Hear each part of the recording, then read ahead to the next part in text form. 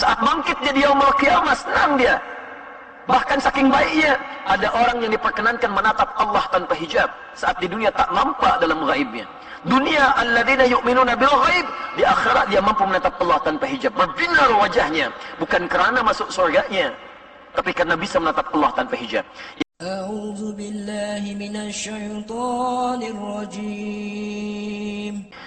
Saya nak berikan selamat terlebih dahulu bahawa pagi hari ini kita dipilih oleh Allah Subhanahu wa taala untuk belajar, memahami, mendalami tuntunan syariat dinul Islam.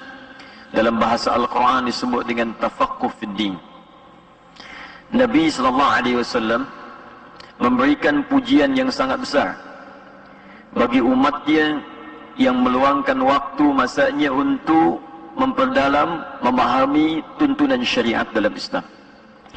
Pujian ini kemudian dirangkum oleh Al-Imam Al-Bukhari, dimasukkan dalam bagian hadis di kitab beliau Al-Jami' As-Sahih Al-Musnad Al-Mukhtasar min umuri Rasulullah sallallahu alaihi wasallam wa sunanihi wa ayyamihi, disingkat dengan nama Sahih Al-Bukhari. Terdiri dari 97 pembahasan, 97 kitab. Di kitab yang ketiga disebut dengan Kitabul Ilmi, nomor hadis 71. Posisi paling kiri sebelah atas di kitabnya riwayat sahabat Abu Hurairah radhiyallahu taala anhu.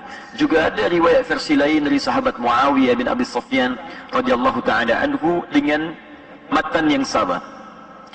An Rasulillah sallallahu alaihi wasallam qala: "Man yuridillahu bihi khairan yufaqqihhu fid din."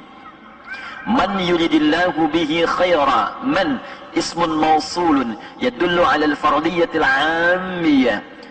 Konjungsi huruf sambung yang menunjuk pada subjek, bisa juga objek, tanpa batas dia.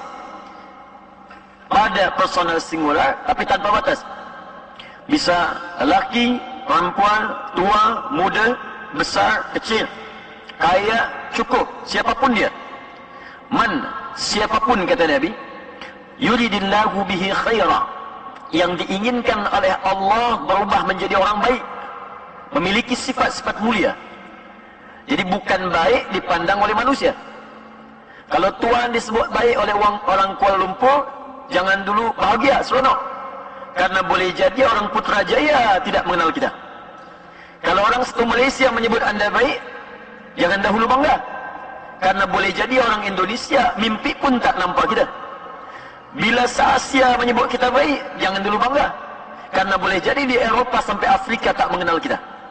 Tapi bila Allah yang menyebut kita baik, maka semuka langit dan bumi akan berkata dia orang baik. Sampai masuk ke alam kubur pun dia baik. Berjumpa dengan Allah di akhirat, dia baik. Quran surah ke-19 ayat ke-15, paling kiri di pertengahan di mushaf. Wassalamun alaihi yawma wulida wa yawma yamutu wa yawma yub'atsu hayya. Orang-orang yang dipandang baik oleh Allah tu dicontohkan Nabi Yahya alaihi salam di ayat ini, maka dia akan dijamin baik di tiga alam. Yauma wulida, sejak dia hidup di muka bumi, wa yauma yamutu, saat wafat dia dimuliakan Allah, wa yauma yub'atsu hayya, saat dibangkitkan pun bahagia dia karena disebut baik oleh Allah Subhanahu wa taala. Dunia dia dapat kebaikan, saat wafat dia dapat sakinah, husnul khatimah. Bahkan panggilannya indah, ya ayyatuhan nafsul mutmainnah. Quran surah ke-89 ayat 27 sampai dengan ayat 30-nya. Saat wafat di alam kuburnya dia mendapatkan kenikmatan, sampai Allah menyampaikan kalau dia mampu, dia akan datang kepada keluarganya, familinya.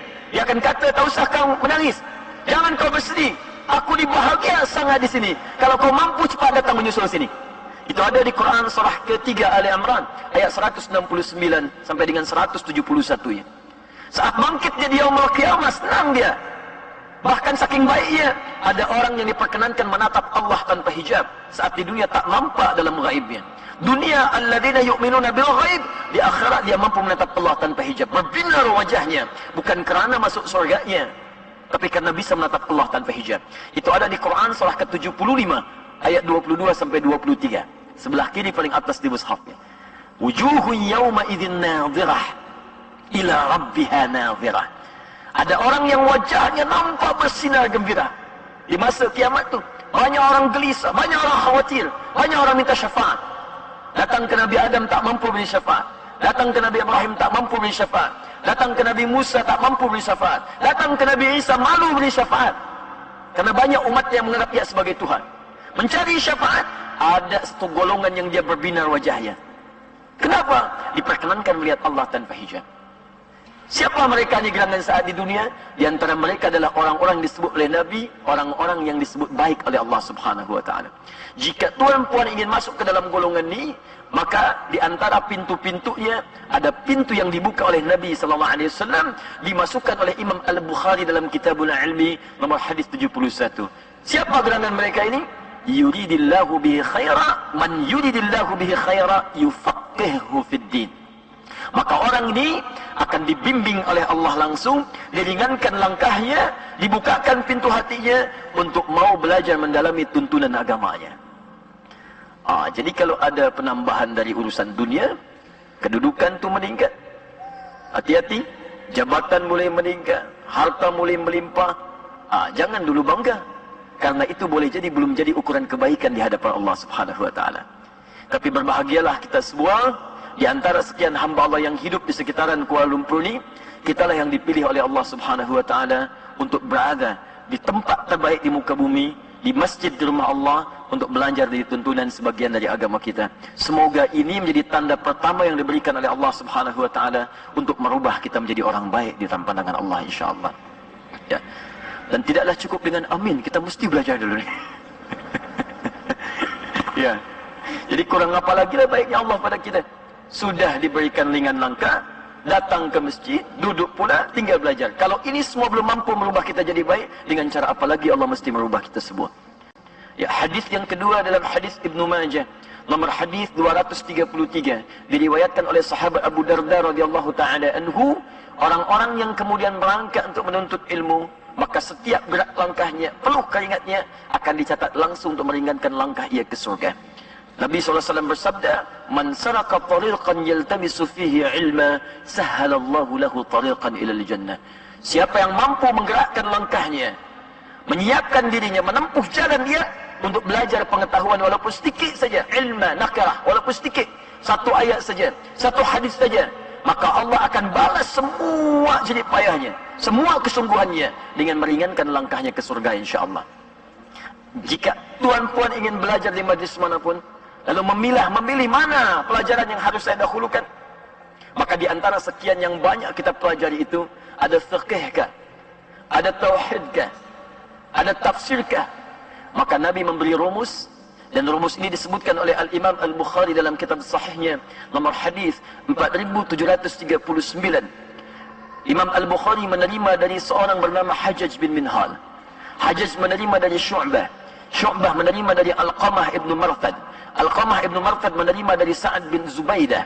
Sa'ad bin Zubaidah menerima dari Abu Abdurrahman As-Sulami. Abu Abdurrahman As-Sulami menerima dari Uthman bin Affan radhiyallahu taala anhu. Di riwayat jalur kedua dari sahabat Ali bin Abi Thalib karamahu wajah. Keduanya menerima dari Rasulullah sallallahu alaihi wasallam. Qala khairukum man ta'allama al-Qur'ana wa 'allamah. Khairukum man ta'allama al-Qur'ana wa 'allamah. Kata Nabi, jika ada orang baik di muka bumi ini yang hendak belajar, yang nak belajar, maka di antara mereka yang terbaik adalah orang-orang yang mau memulai pelajarannya dengan belajar Al-Quran, lantas mengamalkan apa yang telah ia pelajari itu.